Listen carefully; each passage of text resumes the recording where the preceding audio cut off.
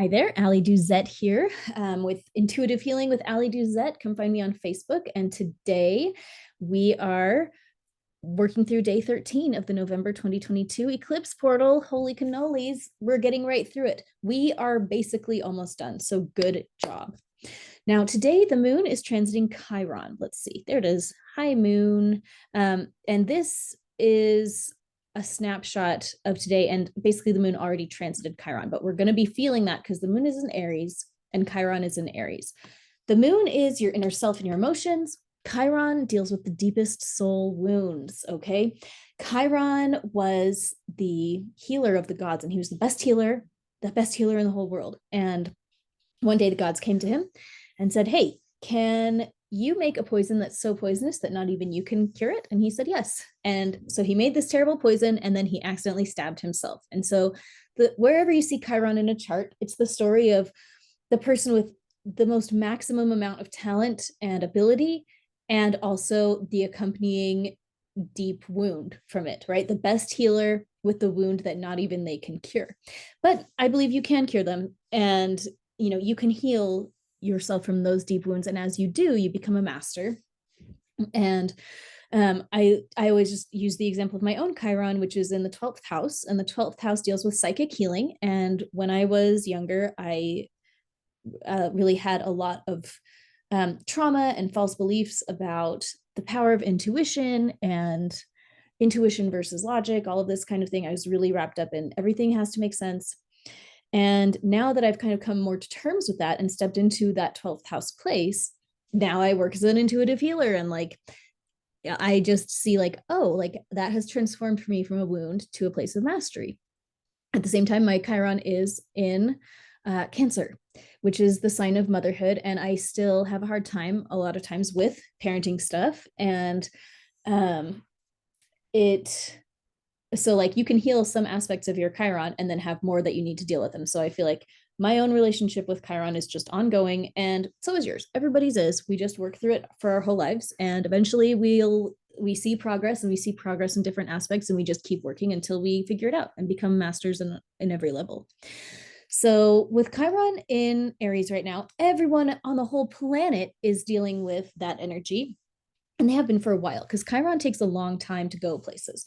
But in Aries, we're going to be dealing with wounds about getting things started. We're going to be dealing with conflict, taking action, and warrior energy. So some flavors of this wound can be starting way too many things and not finishing them.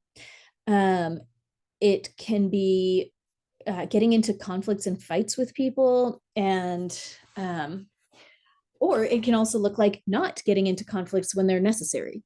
Both of those things are like different flavors of Chiron and Aries. So with the moon passing this area of the chart right now, we're just all going to see it a little bit more clearly in our own lives, probably. So the question to ask yourself is, where has your energy been stirred up around conflict? Where have you gotten yourself embroiled in conflict? Where have you not? Where have you been avoiding conflict, which creates your own internal conflicts, right? Where have you started too many projects and not finished them? Or where are you beating yourself up over that? Because we don't have to beat ourselves up over that. It can be safe to just trust, just trust that I started things and it's okay not to finish them. The reality is we all start way more things than we finish. It is not possible to finish every single thing that you start. And that is an unrealistic expectation. It really is okay to start some things and let them go. And that is one of the messages that we are invited to take in today. So today, the scripts that I created are having to do with conflicts and the wounds that we have created through conflict. So we're going to tap on our collarbone and say together, I honor my wounds. Let's do that again. I honor my wounds. And one more time. I honor my wounds. I honor the wounds I developed in battle. We'll do that again. I honor the wounds I developed in battle. I weep for the wounds I inflicted on others. I weep for the wounds I inflicted on others. I ask for forgiveness for how I have hurt others and how I have hurt myself. I ask for forgiveness for how I have hurt others and how I have hurt myself. It can be safe to take action, even though in the past I may have made mistakes. It can be safe to take action, even though in the past I may have made mistakes. Go ahead and put your hands on your heart and breathe this in. Good job. Okay. This is the Ho'oponopono prayer, or I don't know, set of things that you can say. And this is just a really powerful technique. If you are not familiar with it, then keep listening. If you are familiar with it, you can keep listening too. The words are, I'm sorry, please forgive me, thank you, I love you. And so what we just did with those tapping scripts right here was we honored the ways that we have hurt other people and the ways that we've hurt ourselves. And we've opened up our field to asking for forgiveness for our role in all of that kind of pain. And we're committing to feel safe to take action, even though we've made mistakes in the past. And as I was preparing today's work, I thought how powerful it is to do Ho'oponopono. You just do it in your mind. You don't actually talk to the person. And so many of our conflicts, it would be wrong to go and talk to the person about them, right? I mean, have you done this where like you get really angry at somebody and but like they weren't even involved, or like they don't even know, and like sometimes there's times and places where they need to know, but a lot of times not. We had a thing in my Facebook group, Intuitive Healing with Ali Duzette, where somebody had talked about how she'd gossiped about somebody, she felt really bad about it, and she wanted to apologize, but like, how do you do that? You say, hey, sorry that I said you were such a whatever in front of all of your friends, like, sorry we all gossiped about you. Like, that doesn't make anybody feel good.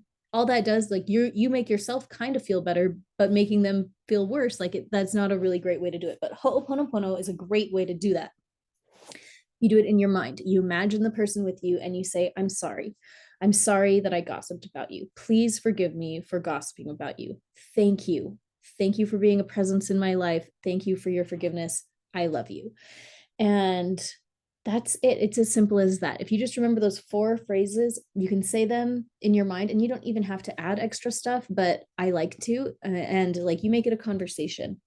And recently I read of somebody who takes it the next step further and has the other person, she like imagines the other person saying the same thing back to her.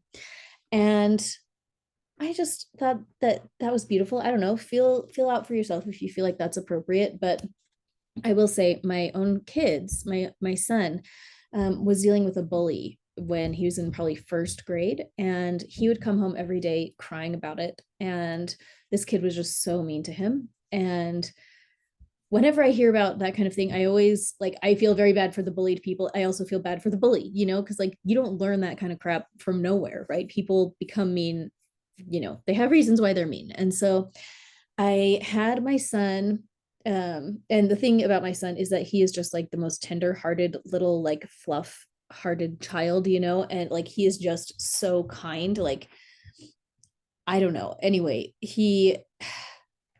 I don't know. Anyway, so we sat down, and he was probably 6 or 7, and I walked him through this Ho'oponopono for the bully, and we did it maybe 3 or 4 times that night, and then we maybe did it once again in the morning. And then when he came home from school the next day, he said it was just totally different. Like, that kid didn't even mess with him.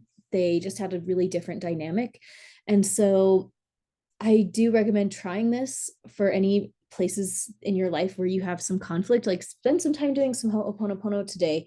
Say sorry, please forgive me, thank you, I love you, and just do it in your mind. And I know for big stuff, it can take a lot of work to do this, and you may have to do it over and over and over again, 70 times 7 times, right? If we remember that reference, you may need to do it 70 times 7 times, and that's okay. It will be worth it, and you are going to feel better. So let's go ahead and ground. Imagine roots growing from your body to the center of the earth and out 5 miles in every direction, and just feel yourself being so super grounded. Good job. And thank you guys so much for being here. I just hope that you have been having an incredible eclipse experience, and thank you for coming along with me on this silly ride. Thank you so much.